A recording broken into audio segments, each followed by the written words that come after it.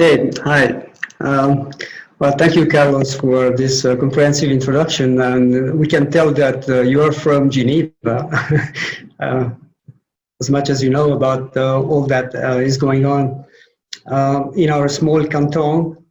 Geneva is well known, actually, worldwide, but in fact, I'm not sure that people really have an understanding of our geographical situation, which I would like to explain a little bit because it's important for this issue that we're discussing about safety travel and the impact on the economy as well.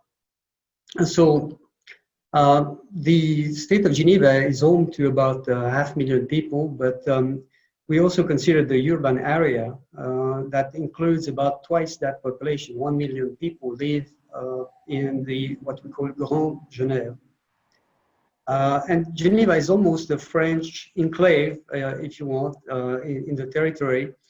And 80% of our border is with neighboring France.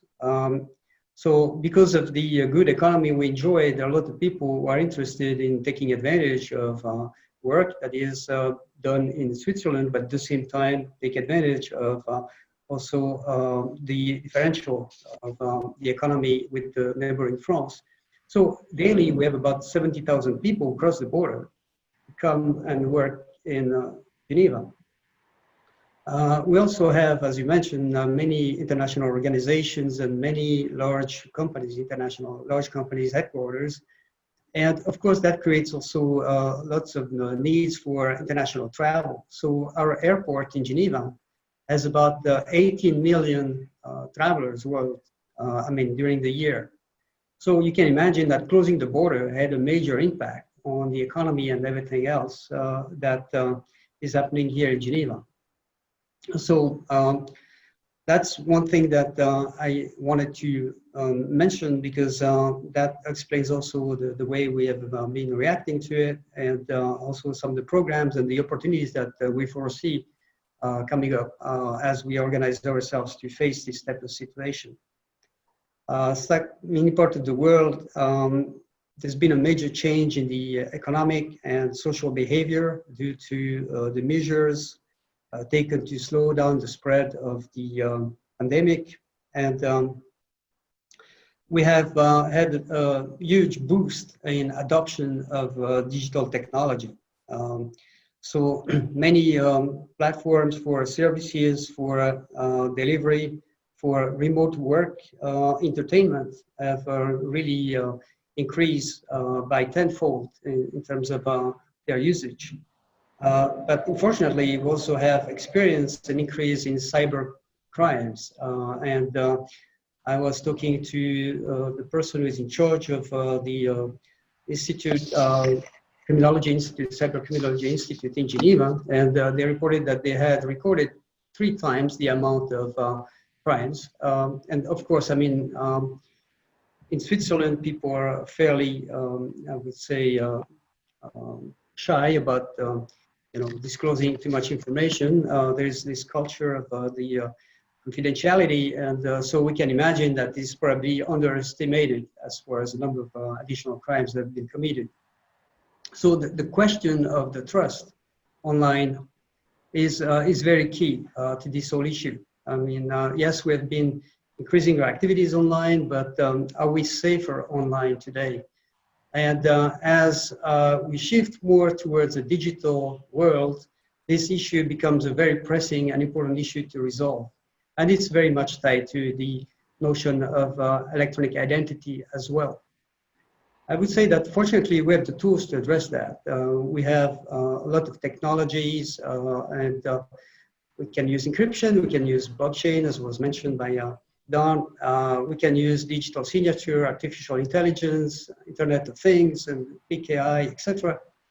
So we are well equipped. Unfortunately, all this equipment is also available to people who are committing cyber crimes. And so where can we have an edge on these people? And I believe that the solution is a better collaboration to fight against cyber crimes. So sharing information is crucial. But again, we need to educate people because sharing information, we need to share information with the right people and not too much of it. So there is the privacy issue that comes to play here that is in contention with this collaboration issue. So these are important things to keep in balance. And people are becoming increasingly wary about the centralized platforms controlled by a small group of people, both either enterprises or even governments. So we need to take that into account when we think about solving this type of problem. So more transparency, more security, protection, control is required, and all that has to be basically encouraged through education. But there is also a tendency to give all that away for convenience. And that's what we've experienced really with the internet, is people are willing to part with the privacy and the personal data and things that they wouldn't actually even disclose to their priest or on the internet, on Facebook, because it's so convenient to communicate.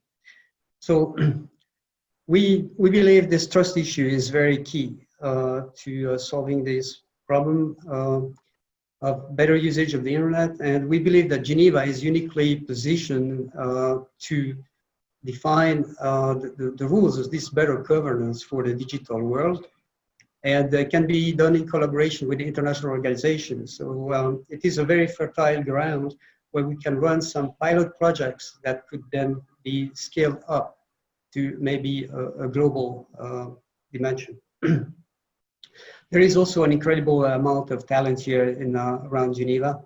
I think from both the academic, but also international organizations, a lot of knowledge about financial, legal, global governance, and all that research and development can be done, then can be capitalized, and then maybe generalized and also provided to the world. So we believe there is a big opportunity that lies ahead of us with this transition to more digital. And we have been taking some actions to promote these activities of collaboration among the different players. You, Carlos, mentioned that we have supported the Protocol Trust Association. That's one of the initiatives, and we are now developing some concrete projects around electronic identity and health passport, which can maybe elaborate later in the Q&A session. We have also created a wider frame for collaboration on the Western Switzerland, that is the French-speaking part, where we're trying to federate all the players, and we are currently counting about 500 organizations that could be joining this group to better collaborate, and we're already starting to see some projects coming in. We're going to have a call for open call for projects in October. Will be the formal launch of this new organization called the Trust Valley. And with that, I'd be happy to take any questions later. Thank you.